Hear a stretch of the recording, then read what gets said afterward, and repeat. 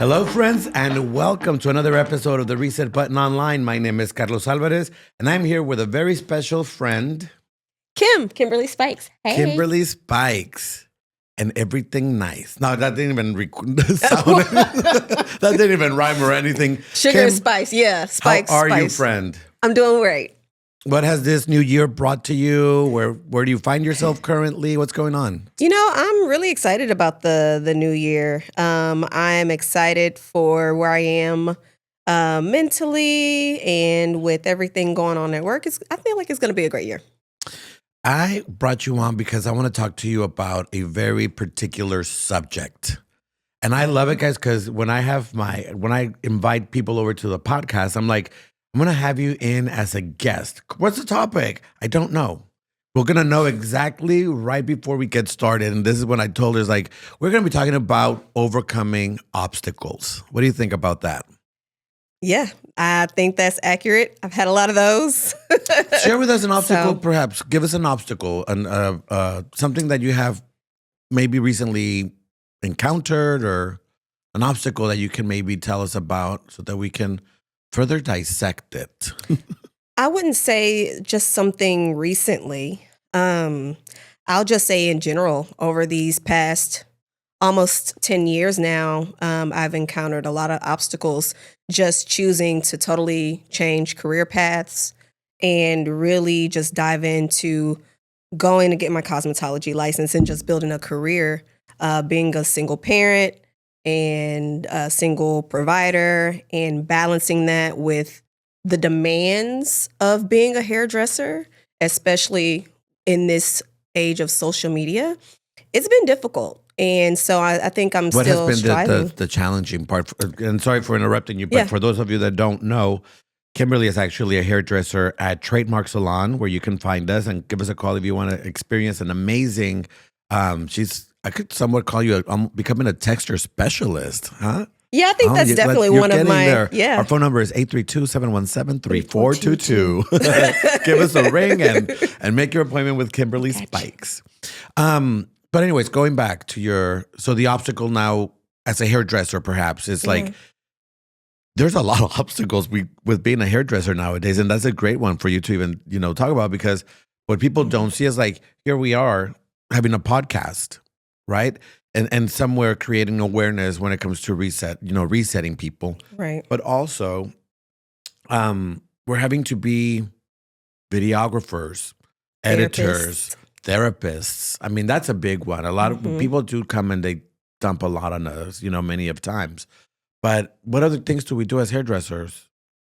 Well, first of all, just us educating ourselves and staying on top of whatever the new trend is, and having to, of course, we're in the business of people and making them look and feel beautiful, which is why we love what we do. But, we are also competing against technology. We are competing against whatever that hairdresser is on the other side of the world, and someone brings this picture and they want it exactly like that. And measuring that with our abilities and pricing and all of these other things. And that doesn't even include what it has and what it takes for us to do that, for us to mentally prepare for that, along with whatever we have going on at home too. So we wear hats, many hats all the time. And just knowing how to win, not knowing how and when to take off the hat and put on another one. It's not easy. And those are things that we all have to do, or at least do it somewhat well in order just to thrive or survive in this business. And so, with that, with all of my own other personal things, it's been a lot. I've sacrificed a lot. I've lost a lot. I've lost relationships. I've lost money. I've lost things. But also, I have people that are proud of me and all of these other things that go along with it too. I hope my baby girl is proud of me. I'm very proud of you. You know that. Thank I always you. tell you that. I'm very proud of you. Seeing you flourish from just coming from straight out of beauty school, I believe, right? Into the salon. And it's been really nice to see your milestones, to see your progress, to see your growth, to see how you've just really kind of like seeing this little cocoon, and all of a sudden you turn into a butterfly. A moth. I'm a pretty butterfly. She's a pretty moth. No, she is a butterfly. No, but just seeing how you flourished, amazingly with people and the way that you carry yourself. I mean, you're a natural orator. We always talk about how you're very good in front of when you're teaching your classes because she is also an Orbe ambassador, I believe that's the title. Signature stylist. Signature stylist. And but just seeing how you speak in front of people, how you're a natural. I mean, we've done little commercials and things like that for the salon, and you're just a very natural speaker. So even seeing how that morphed into that girl that was very shy at one point and a little timid and, all these different things. All of a sudden, she's like, give me a mic, give me a camera, and I am going to roll. I'm going to get it. She got it. But anyways, going back to the obstacles and all these different things, what is maybe something that you do when having an obstacle, having to be a hairdresser, a single mother, and all these different things? I mean, because you've made adjustments even on your schedule so that you could accommodate your daughter Anaya, for example, and picking her up at school at certain hours. So you come into a salon earlier than anyone for the most part, and then leaving earlier and then staying later sometimes. Sometimes you would come back if you had, a particular request from a guest. So you identified your obstacle, right? As a hairdresser, having to wear many hats, or even as a mother, I would say wearing all these multiple hats. What have you done to overcome some of these obstacles, or what was your, just share with me a little bit on that one. I think for me personally, I just had to make some decisions. I had to get clear about what it was that was important to me and just figure out, okay, if both of these things are important, how am I going to balance it? So like prioritizing. Yeah, absolutely. Okay. And saying, hey, you know what? At the end of the day, because I definitely feel like, especially when you're starting off as a hairdresser, that hustle culture, get it under any means, by any means necessary, was definitely a thing. But I also saw that, hey, it's just not about being able to buy things or being able to, whatever, have that mentality and that mindset. I also, as a single parent, wanted to be there for my daughter emotionally and be there for her physically, just with my presence. And so I saw that change and was like, you know what? We're not connecting. I need to make sure that I'm there for her so that way I can make sure that she becomes the human being that I needed her to be, as well as still prosper in my career. So I just had to get clear and make a decision. These things are important. So, okay, I can't do this, but I can make sure that I can change my schedule and be there for her. I can, when I'm at work, maybe work faster, work better, upgrade my skill set so that way I can still make sure that I'm taking care of home and making my guests happy. It's just been about making sometimes very tough decisions and sticking to that because there is no going back. There is no changing route. Just saying, hey, this is what we're doing. This is plan A. We're going to stick to plan A. Excellent. So one of the things that I like to do, and I don't know if this is, how do you make it tangible? How do you get these ideas and everything out of the clouds and then make it tangible? Like for me, for example, I love to make lists. I have my hot list. I have my get it now list kind of thing. Like this is hot. We need to take care of this because it's on fire kind of thing. And then I have my cool list, the ones that, okay, in the next month or in the next 2 months or when I get around it, if I get around it kind of situation, right? But my hot list is like my punch list. It's the one that, okay, this is what needs to be taken care of now. How do you bring your ideas out of the clouds and make it tangible? Do you make lists? So I do make lists.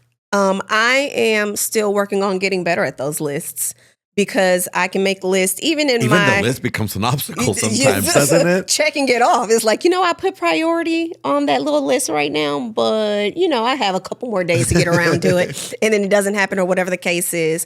So that's something that I'm still working on. I think a lot of times for me, it's inspired action.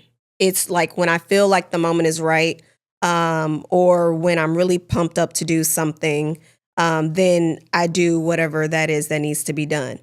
I'm not saying that necessarily works all the time for me because it doesn't, but there are certainly things that have helped and that have worked for me. It was just like, this feels like the right time.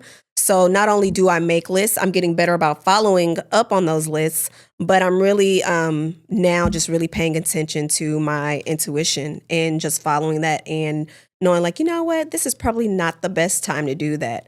Or, hey, this is actually the perfect time. Let me get it done right now. So that's been working for me thus far, but I'm still growing in that area for sure. That, and you know what? A lot of that stuff comes up where we're going to be talking later with another studio audience member. Will be joining us later to record, and it will segue into procrastination. Mm-hmm. Because oh my gosh, do I procrastinate? And I think that that's a human error. It's a human fault. It's a thing that we all tend to do. There's some people that are great, and I respect them so much when these people can be like, I'm going to do this, or in 3 months. Oh my gosh, and I can talk about my friend Katrina Gato, which her nickname's Gato. She is one of those that she's going on a trip, and she has. What are those things called? Like Excel spreadsheets of outfits and what she's going to wear. And yes, girl, I'm calling you out. And then she's so neurotic about these things. And it's actually pretty cool. Though. I wish I could be that person.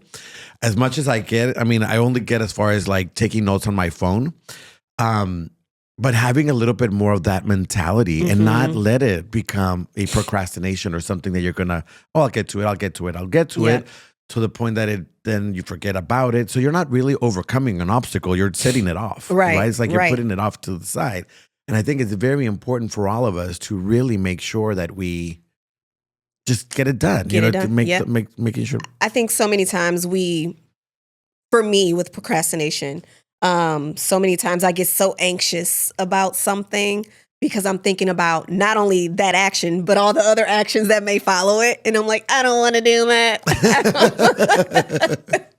And so it ends up being so much easier once you do it. Right. And just follow through and not having that foresight. It's not necessary all the time. And so, we make it so much bigger in our head than it really is. Because once you do it, it's like, oh, that was it. That was it. Oh my gosh, yes. Yes. And it actually you're making me think about something else that I do is that many times I like, that whole mentality of like, oh, that was it kind of thing. Mm-hmm. That sometimes I don't do things because I'm like, I don't want to get a certain feeling or I don't want to get a certain thing or whatever.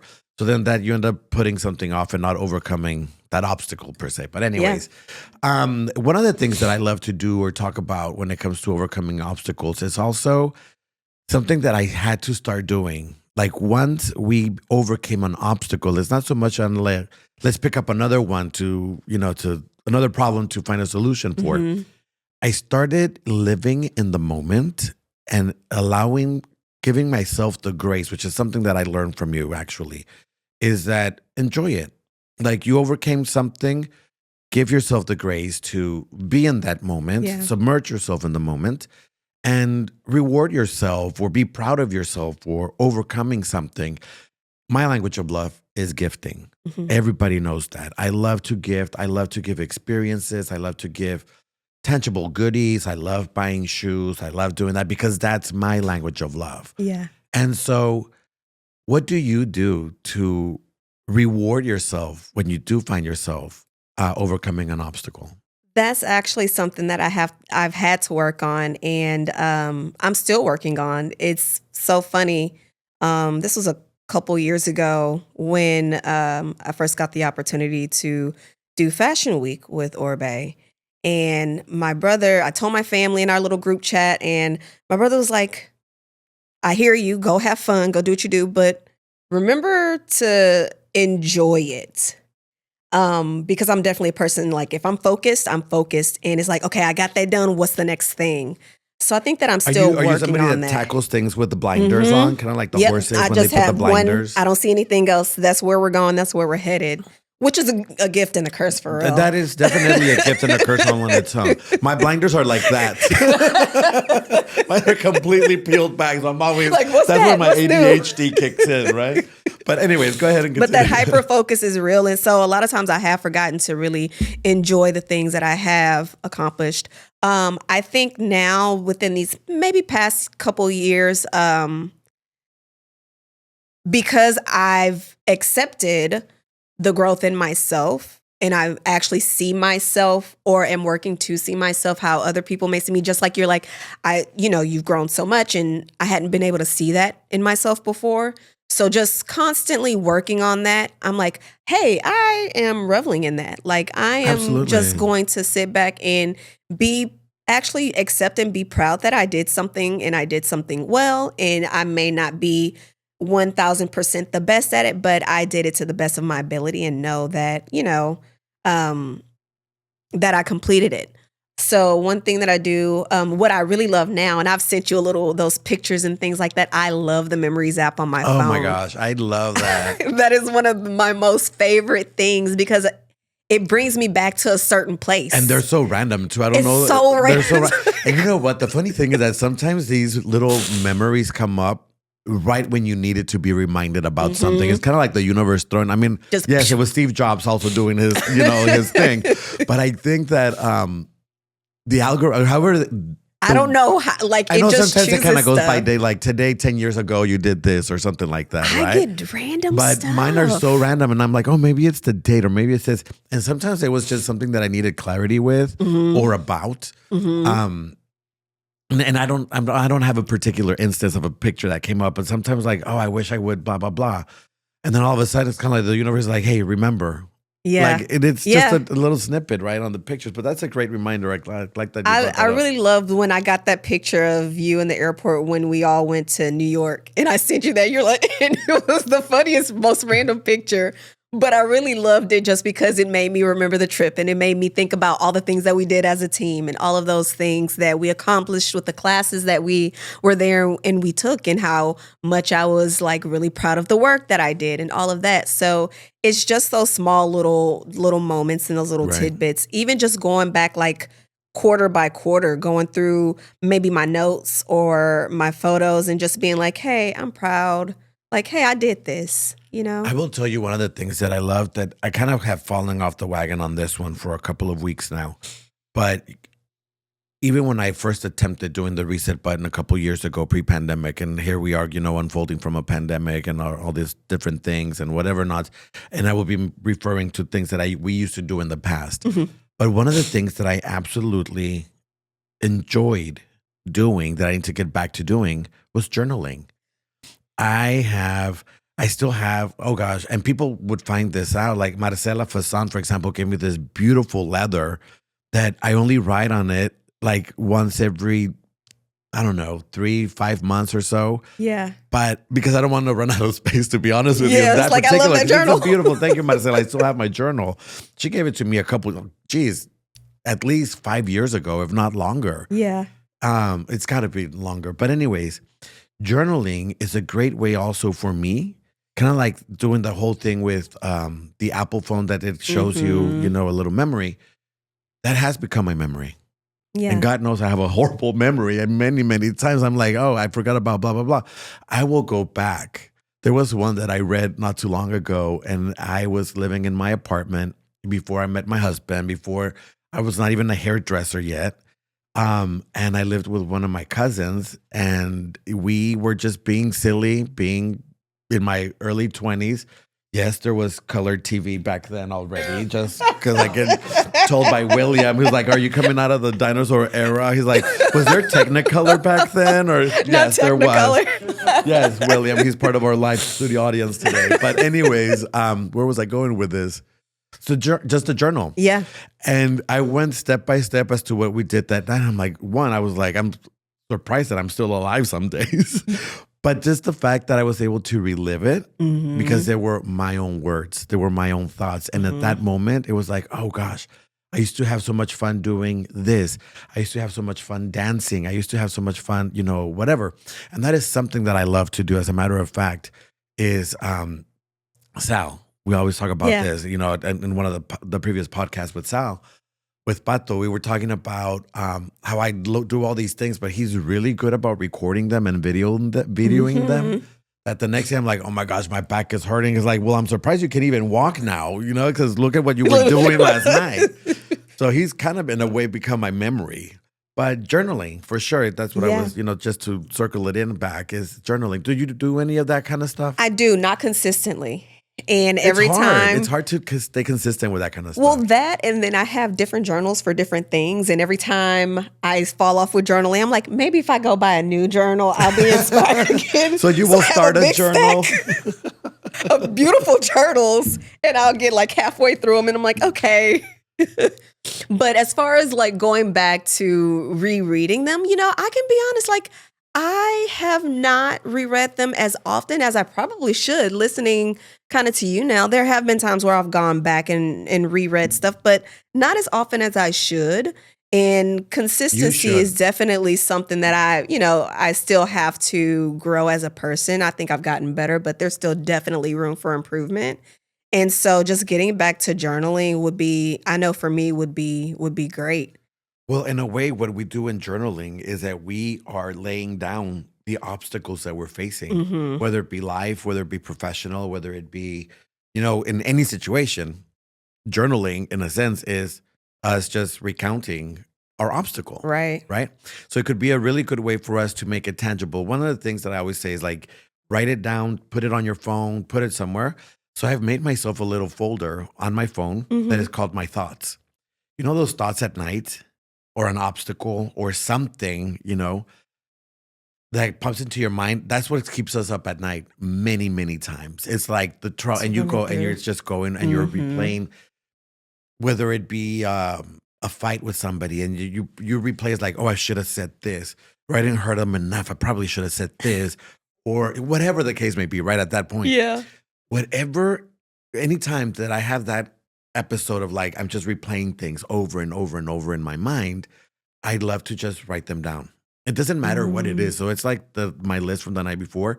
That list is so huge, but I put it to where I make it. You put those little circles on the side Yeah. to it, and Little you can, bullets. little bullets, and then you can check them off as you're going.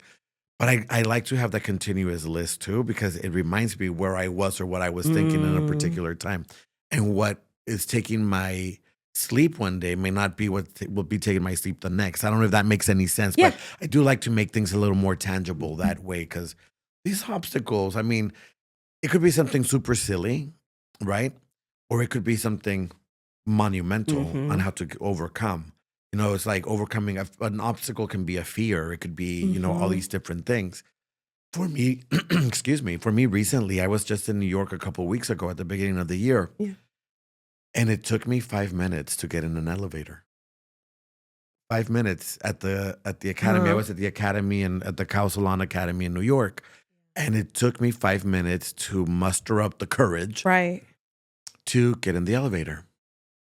Isn't that crazy? 5 entire minutes, which to me, it felt super long. 5 minutes is not Right. that long. A minute is long, depending. I mean, don't breathe for a minute and it's going to turn eternal, right? But just that concept of time of like, Mm. why did it take me so long? And I journaled about that one. Yeah. It's like, I have not overcome the fear of claustrophobia. Yeah. And I've done therapy and I've done all these different things, but claustrophobia, and I know many of you can resonate with that one Mhm. because claustrophobia is something that we as humans, just the thought about Yeah. being And buried enclosed. alive or, Yeah. being in an elevator or getting stuck in the freaking airplane In the rush. lavatory. It Mhm. happened.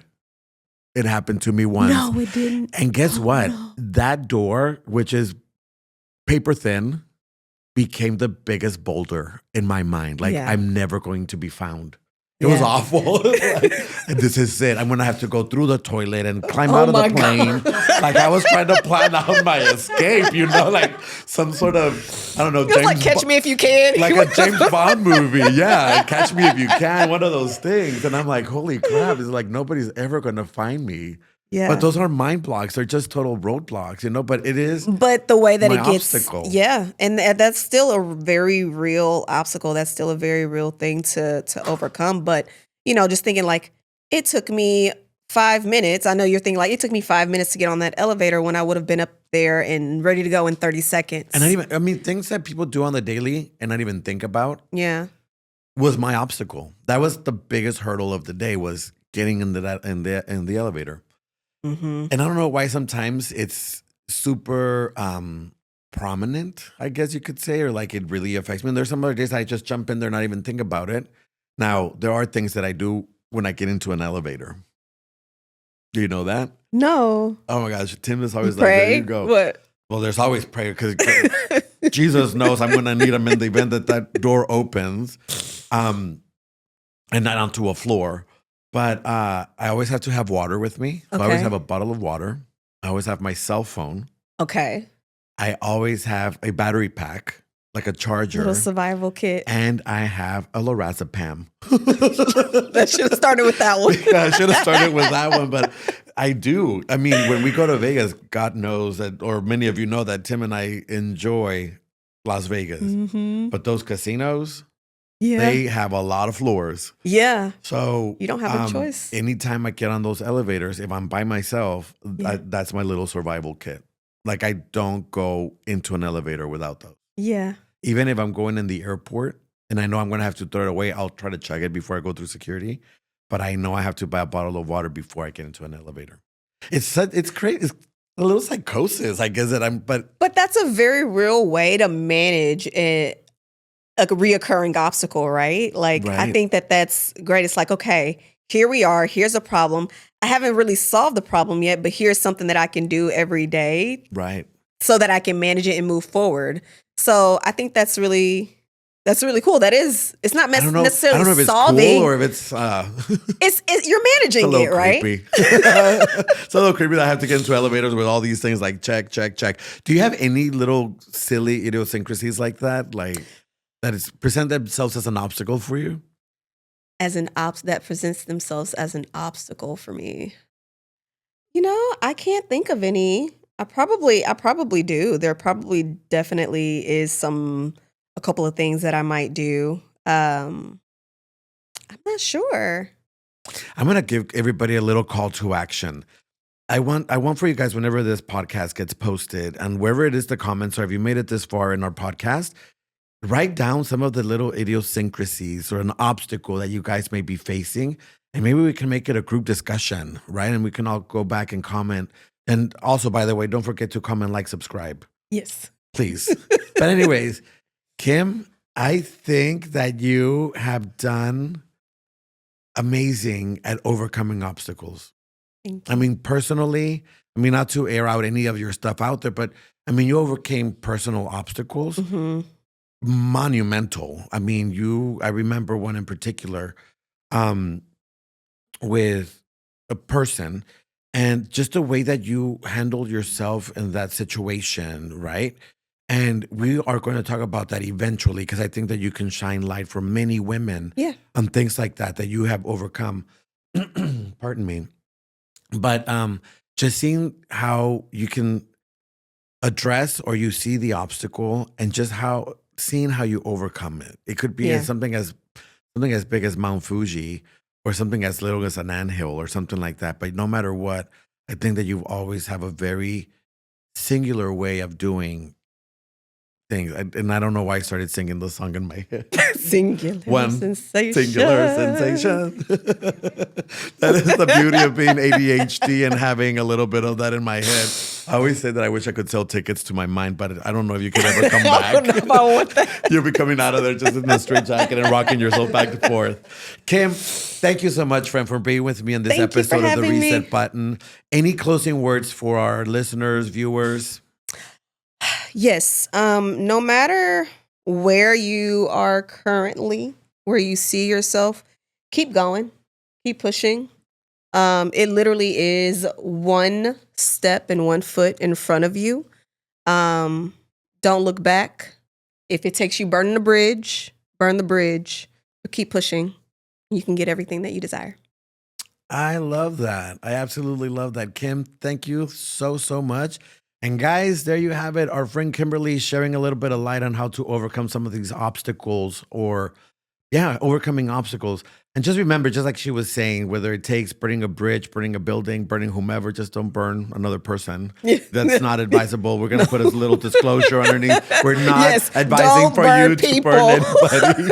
But I definitely want to make this an invitation Most importantly, inviting you to address the elephant in the room. What's that obstacle that's keeping you from achieving things? Could be something as small as overcoming a fear of getting in an elevator or something like that. It doesn't have to be trauma. It doesn't have to be anything like that. It could just be something very, very simple. And it's an invitation for you guys to acknowledge, make it, I don't know, what's the word I'm looking for? Like, Real. make it real. Yeah. Exactly. Make it real, Yeah. but address it, whether it's with a list, whether it's with whatever it is that you guys might be doing it with, a journal or something that's going to help you overcome it. So, Kim, once again, thank you very much for being here with me, friend. And guys, don't forget to like, comment, subscribe, share it, link it, smoke it, whatever it is that you could have to do so that you can share a little bit of the reset button so that other people can also get a huge benefit from this. Thank you guys for watching. We will see you next week.